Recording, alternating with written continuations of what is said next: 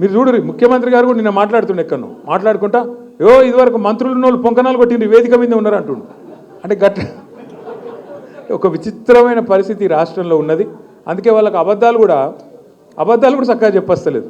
అందుకే వాళ్ళకి అబద్ధాలు కూడా చక్కగా చెప్పస్తలేదు.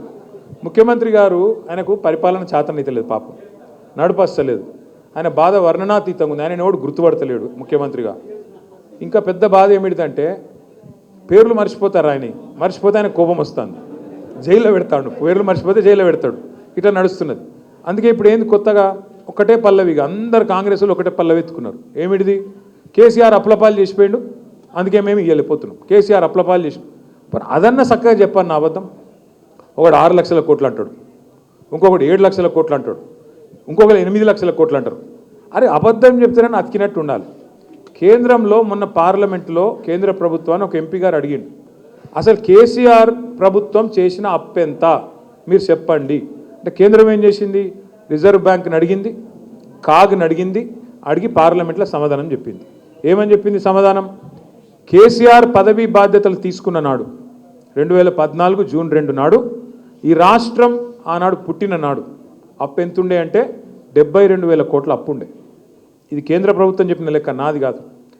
కేసీఆర్ దిగిపోయిన నాడు 2023 డిసెంబర్ 3 నాడు కేసీఆర్ గారు దిగిపోయిన నాడు రాష్ట్రం నెత్తి మీద ఉన్న అప్పు 3,50,000 కోట్లు. 3,50,000 కోట్లల్లా ఆ 72,000 కోట్లు విరాసత్కు వచ్చింది మనకు. దాన్ని తీసేస్తే ఎంత? 2,80,000 కోట్లు. కేసీఆర్ 10 ఏళ్లలో చేసిన అప్పు 2,80,000 కోట్లు చేసిండు. మరి ఏం చేసిండు కేసీఆర్ అప్పు చేసి? ఏం చేసిండు అంటే రైతులకు కాంగ్రెస్ వాళ్ళు 60 ఏళ్ళు కరెంట్ ఇయ్యక సావగొడితే 6 నెలల్లోనే 24 గంటల కరెంట్ ఇచ్చిండు కేసీఆర్. ఫ్రీ కరెంట్ ఇచ్చిండు. ఆ ఒక్క ఫ్రీ కరెంట్కే 10 ఏళ్లలో మనం ఖర్చు పెట్టిన మొత్తం 50,000 కోట్లు. సంవత్సరానికి 5-6 వేల కోట్ల చొప్పున మొత్తం 10 ఏళ్లలో 50,000 కోట్లు ఖర్చు పెట్టిండు కేసీఆర్ గారు. రెండవది, ఇవాళ వర్షాకాలం అంటారు సార్, నాట్లేసే కాలం, సంక్రాంతి దాటిపోయింది. కేసీఆర్ ఉన్నప్పుడు డిసెంబర్ 28 దాటలే ఎన్నాడు.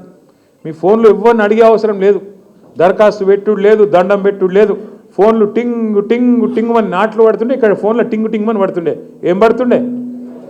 ఒక్కసారి కాదు, 2 సార్లు కాదు, 11 సార్లు 70 లక్షల మంది రైతుల ఖాతాల్లో 73,000 కోట్లు వేసినోడు కేసీఆర్. 73,000 కోట్లు వేసిండు కేసీఆర్. ఎస్, అప్పు చేసిండు. భారతదేశంలో ఎవ్వరు పెట్టని పథకం పెట్టిండు.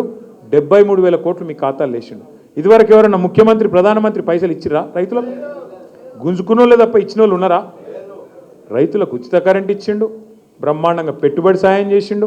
ఒక రైతు చచ్చిపోతే 5 లక్షల రూపాయలు సంవత్సరానికి 1,500 కోట్ల ప్రీమియం కట్టిండు కేసీఆర్. ఇంటింటికి నల్లా పెట్టి 40,000 కోట్లు ఖర్చు పెట్టి